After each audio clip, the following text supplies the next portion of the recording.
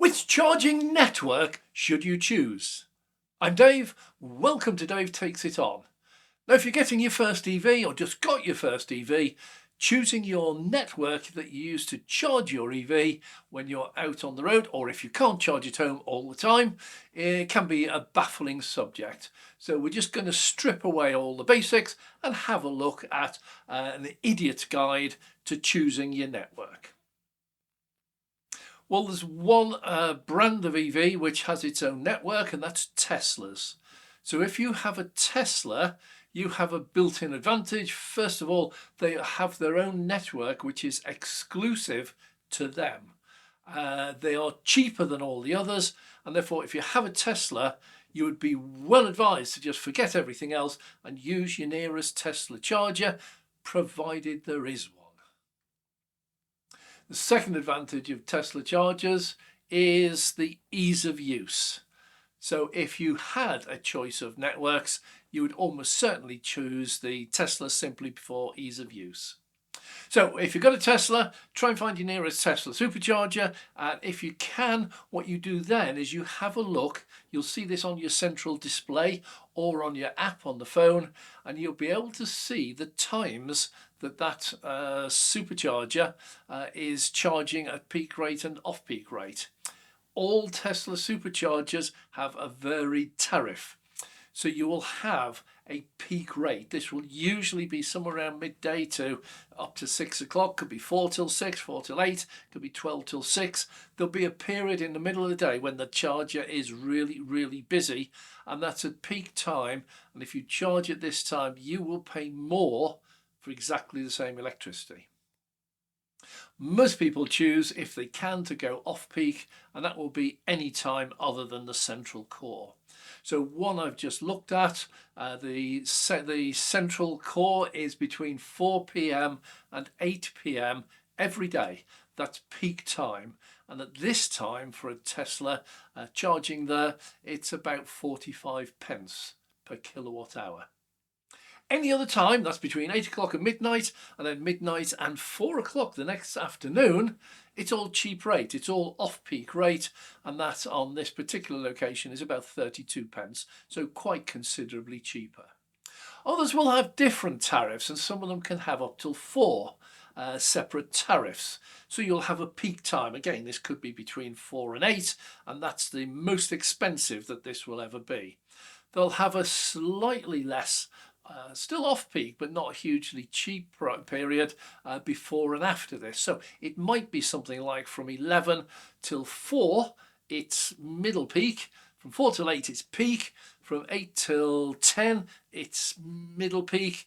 And then outside of that, there'll be the real deep off-peak. And if you get one of those near you, they are really interesting because the peak time can be round about 50p.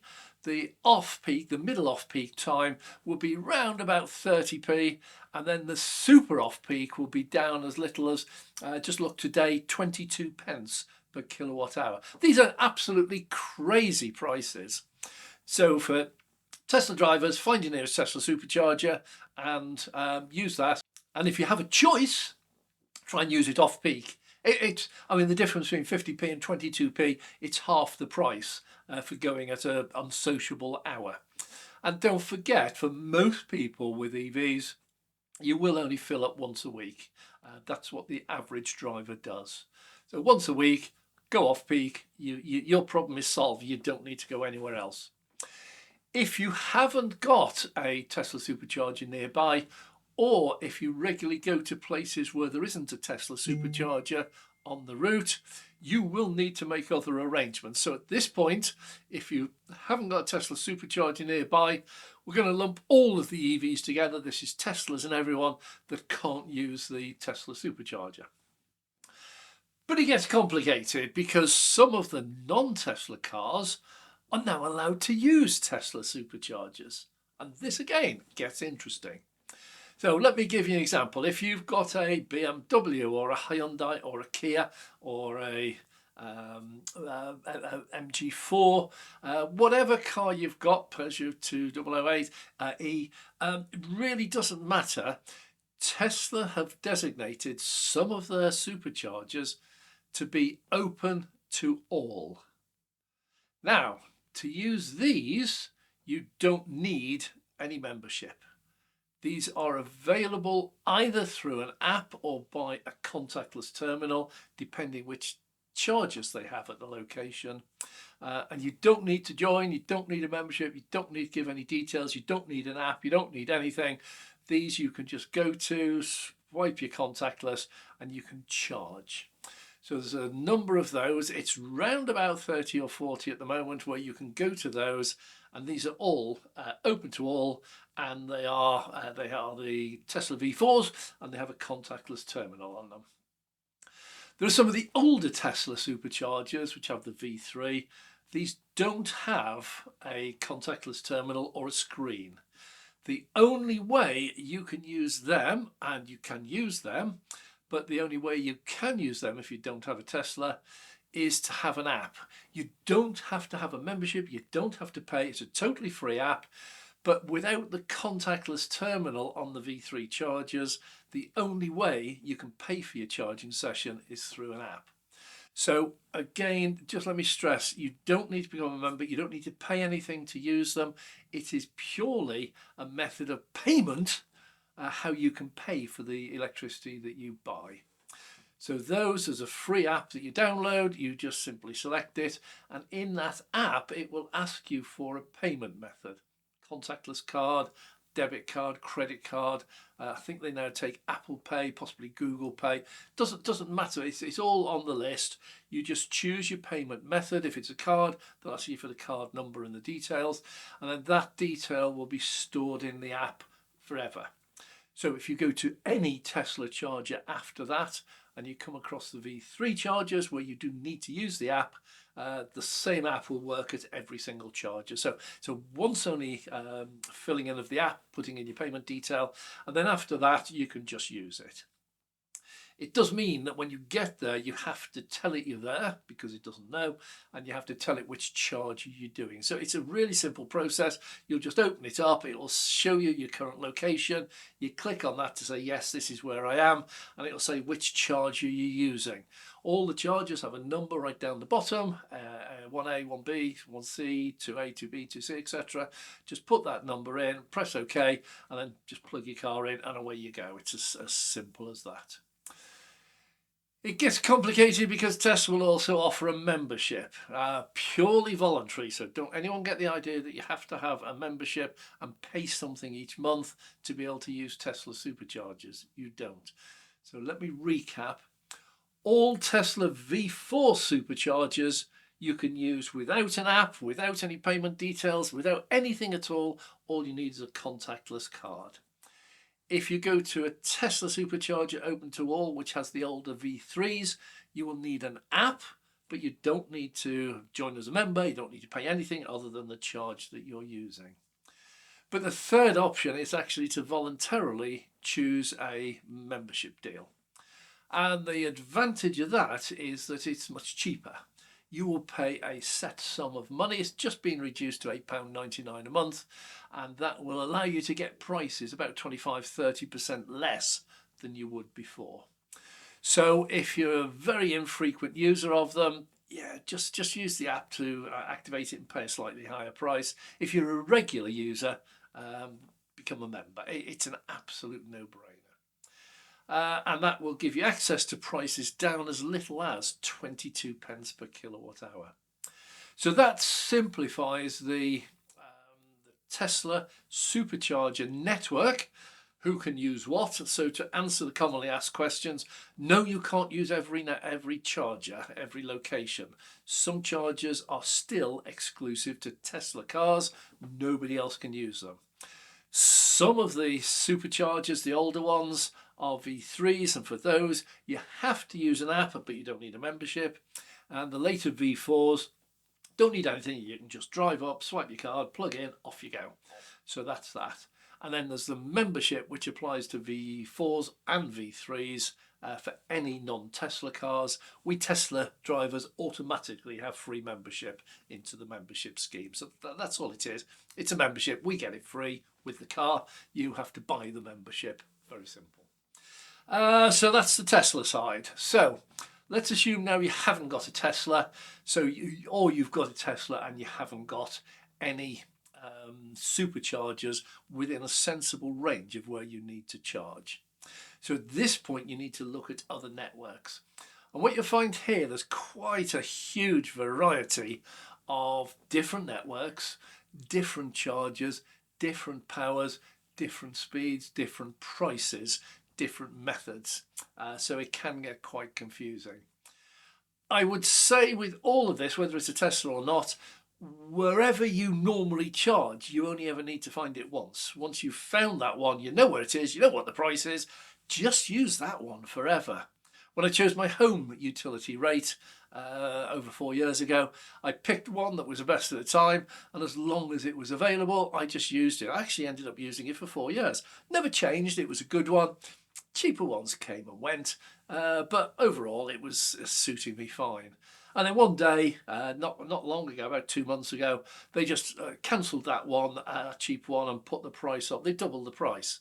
So I immediately stopped using that one. I switched my utility from one to a different one, which offered a cheaper rate. And it's the same when you go out and charge at public charges. Find one you like, find one that's a good price, find one you're happy with, find one you're comfortable with, you know how it works, you know how long the cables are and everything else, and just use that one. You may occasionally get a cheaper price elsewhere, but if you just want comfort and convenience, just choose one and stick with it.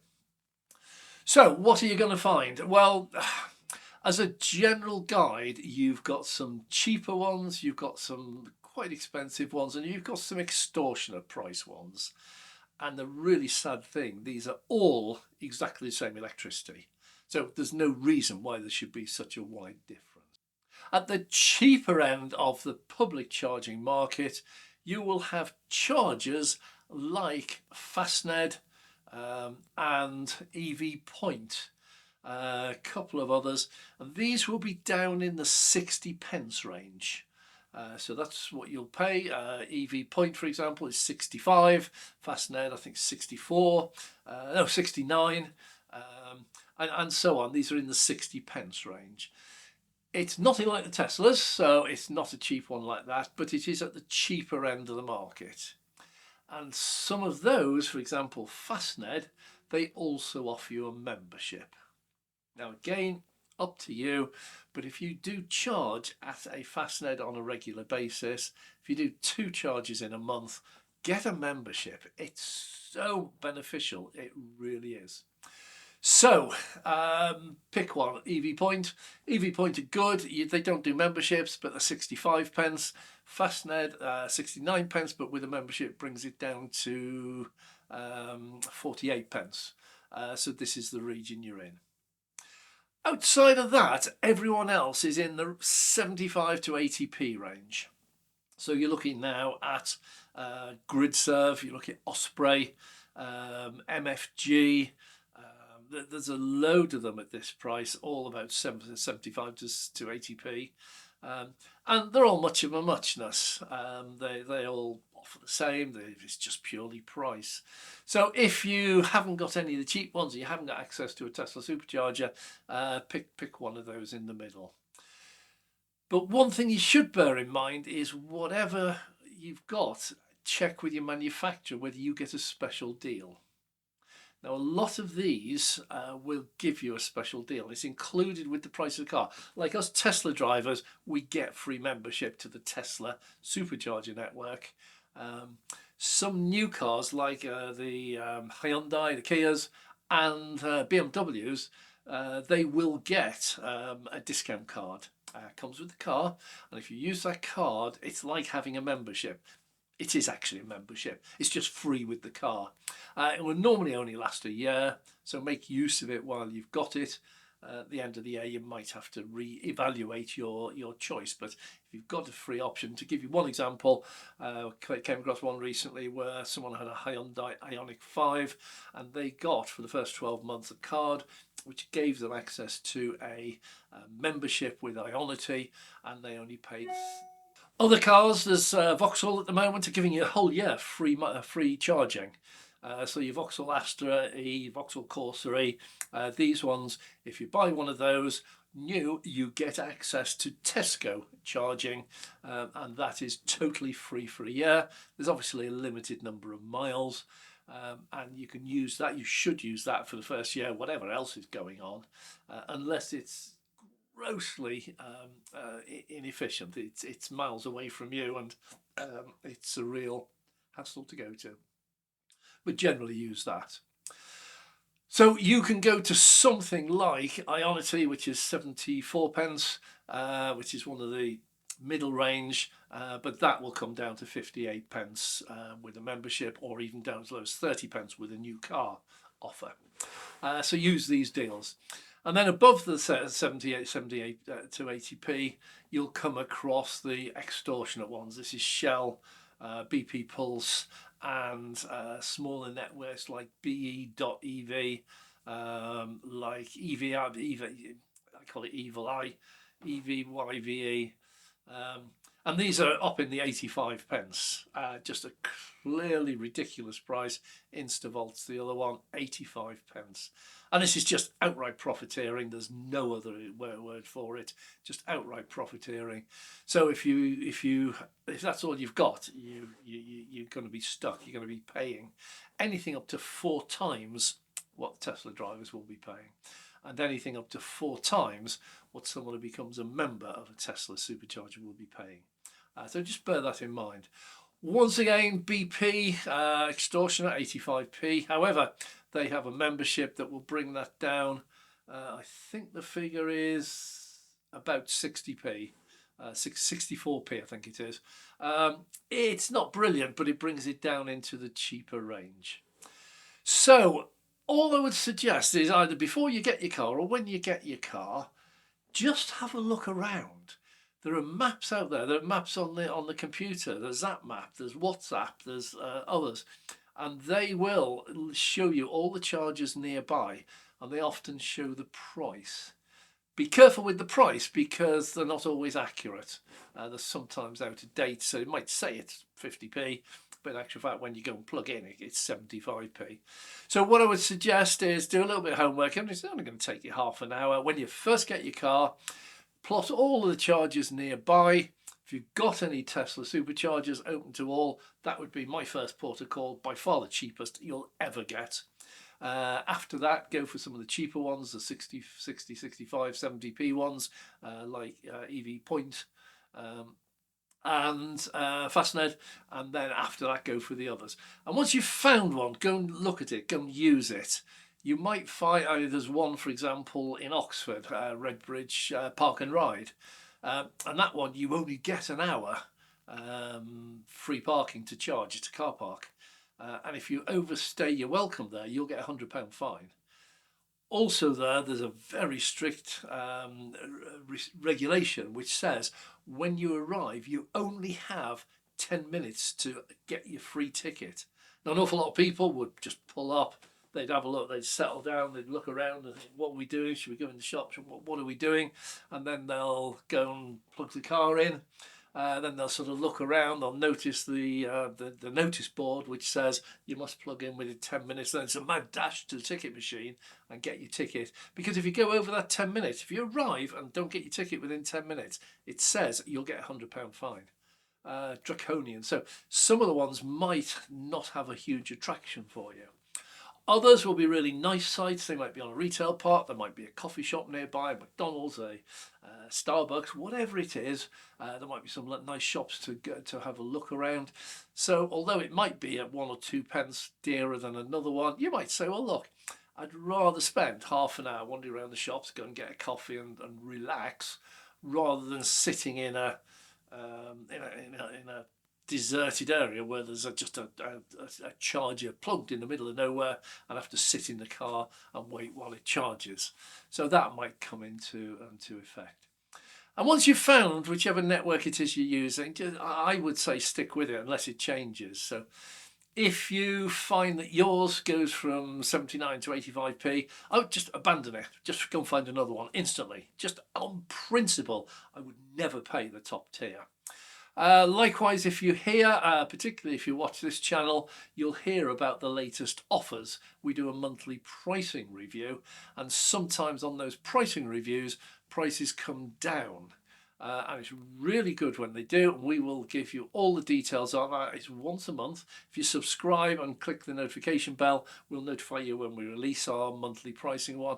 But if you're paying, for example, 79 pence at GridServe, and then you hear in the monthly pricing review that Osprey has just dropped its price to 65p, you might want to say, right, let's have another look around before I carry on using GridServe, and you might find that there is an Osprey really close by, and you just go, okay, so that's it. It's not a big issue. Just find the one you want. Once you found it, just use that on a regular basis unless something changes. Well, thanks very much for watching. I'm Dave.